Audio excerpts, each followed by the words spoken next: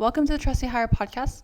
Welcome to the Trustyhire Podcast, where we talk all about how to hire highly qualified overseas virtual assistants for your business while keeping costs low. In this video, we're talking all about how to hire a SEO expert for your business. So an SEO expert is super important for your business, especially if you want to rank high on search rankings. So this role can help do everything from writing blog posts, doing technical audits, and so much more.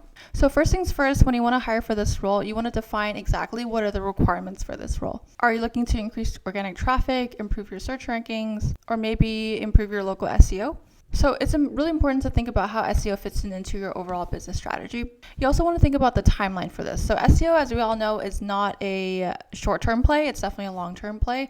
But there are definitely things that you can do to boost SEO short-term or also boost SEO long-term. So you want to think about that. You also want to think about the metrics that you want to set for this role. So this kind of clarity will help you a lot with the hiring process overall. So after you have defined the requirements, now you want to create a very solid job description. Start off the JD by introducing what your company does, also what your mission is, and also in bullet points, write out what are the main responsibilities for this role. You might want to write tasks including keyword research, creating blog posts, optimizing the content, or updating old posts. Also be very specific on the job description about what kind of SEO tools you want them to know, whether that's Google Analytics, Ahrefs, SEMrush, things like that. Also don't forget to write down the years of experience you want this person to have, and also any educational experiences you want this person to have as well. Also remember to add in a few soft skills too. And at the end of the job description, you want to tell them how to apply. So I recommend asking for their resume and also previous samples of their work in a portfolio. So after you have created the job description, now it's time to look for candidates. The first thing you want to do, and honestly the most easiest way to look for candidates, is to post your job posting. You can look on sites like Indeed or LinkedIn, or also more specific job posting boards like you can look on LinkedIn and Indeed, but if you want to go to more niche job boards, you can look on job boards like ProBlogger. And if you're exclusively looking for overseas talent, to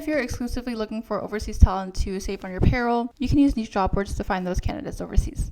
And if you're still not finding the right fit after those strategies, you can do something called sourcing, which are essentially candidates that are not currently in the job market. They're passive candidates, but you want to reach out to them directly and convince them to join your company. But if that sounds like too much work, you can also hire a recruitment agency to help you out. They usually have pre-vetted candidates that are ready to go, and they also know where to look for candidates. So that's something that we do at Trustyhire. Now, as resume starts rolling in, you want to start reviewing them. So when you're looking at resumes, you want to look at candidates that have a proven track record of successful SEO projects. So you want to pay very close attention to the specific results and metrics that they've achieved.